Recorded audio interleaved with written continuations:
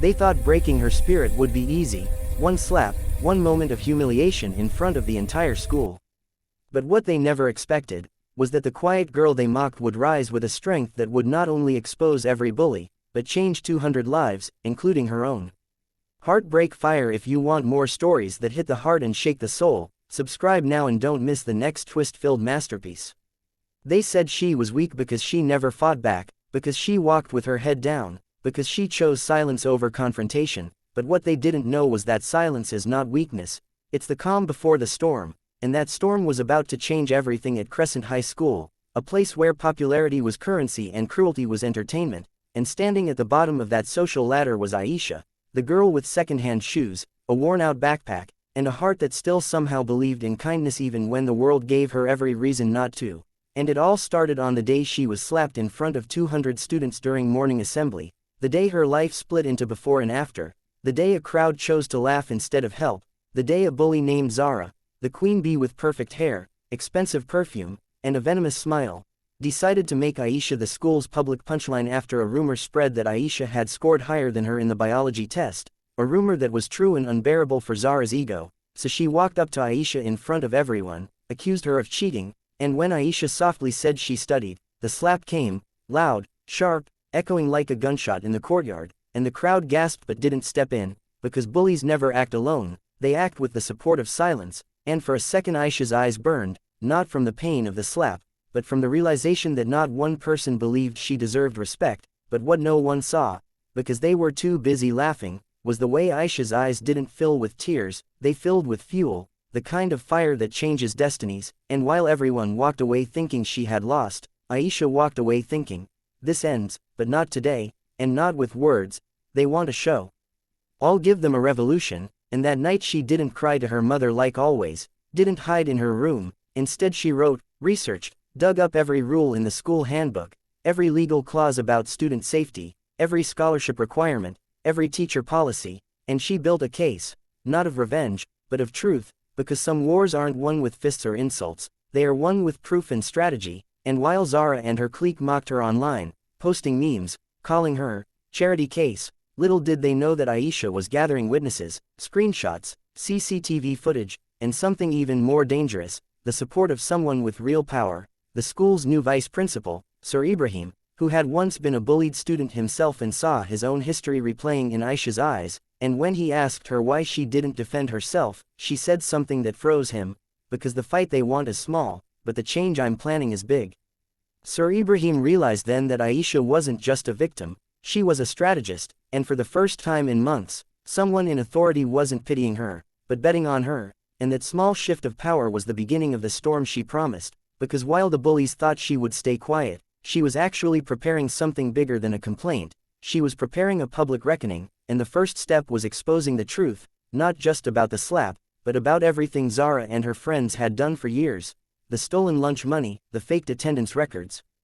the exam paper leaks, the WhatsApp group where they mocked weaker students, even the threats they sent to keep others silent, and as Aisha collected every piece of evidence, she also found unexpected allies, students who were once silent now brave enough to speak, because courage is contagious, and soon whispers turned into testimonies, screenshots into documents, and fear into a movement, one that was growing quietly beneath the surface of Crescent High like a fuse waiting for a spark, and that spark came during the school's annual, Respect and Discipline, assembly, the same stage where she was slapped, the same crowd of 200 now sitting again, unaware that today they weren't going to watch a humiliation, they were going to witness justice, because Aisha had requested permission to speak, and the principal, thinking she wanted to apologize, allowed it, but when she stepped on stage, she didn't apologize, she didn't tremble, she didn't break, she pulled out a file, looked straight at Zara, and said, I was slapped here because I earned a higher grade.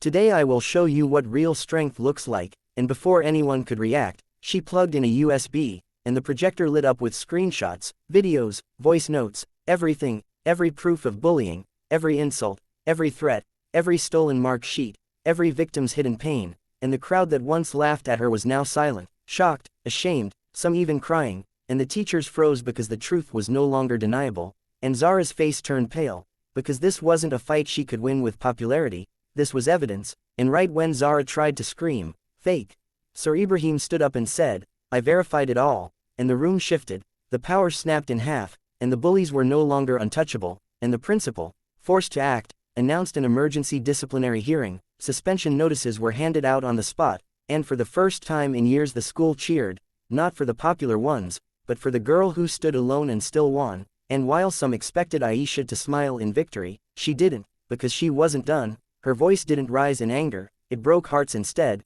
when she said, "I didn't do this for revenge.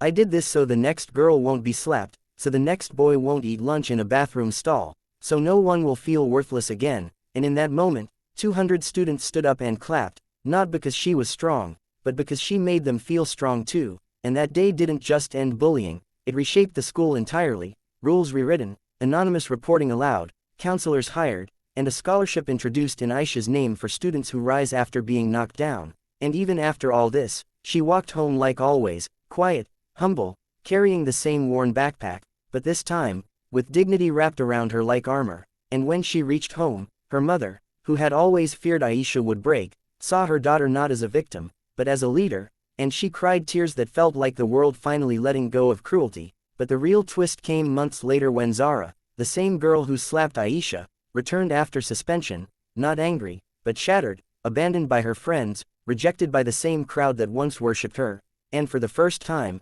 she was the quiet one, the invisible one, the one walking with her head down, and everyone expected Aisha to ignore her, to let her suffer, to enjoy the reversal. But Aisha did the most unexpected thing. She walked up to Zara, not to humiliate her, but to say, "You don't have to stay the villain.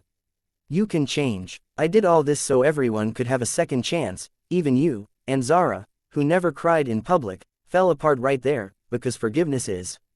heavier than punishment, and it broke the last piece of her pride. And from that day, something even more shocking happened. Aisha and Zara, once enemies, started working together in an anti-bullying club, turning the story that began with a slap into a lesson generations would remember. And though the world still had cruelty, Crescent High had a new definition of power. Not in fists, not in fear, but in truth, courage, and the kind of kindness that stays even after the pain. And Aisha, the girl they once laughed at, went on to become a human rights lawyer, helping children across the country. And when she gave her graduation speech, she looked into the crowd and said, "The day they slapped me, they thought they broke me.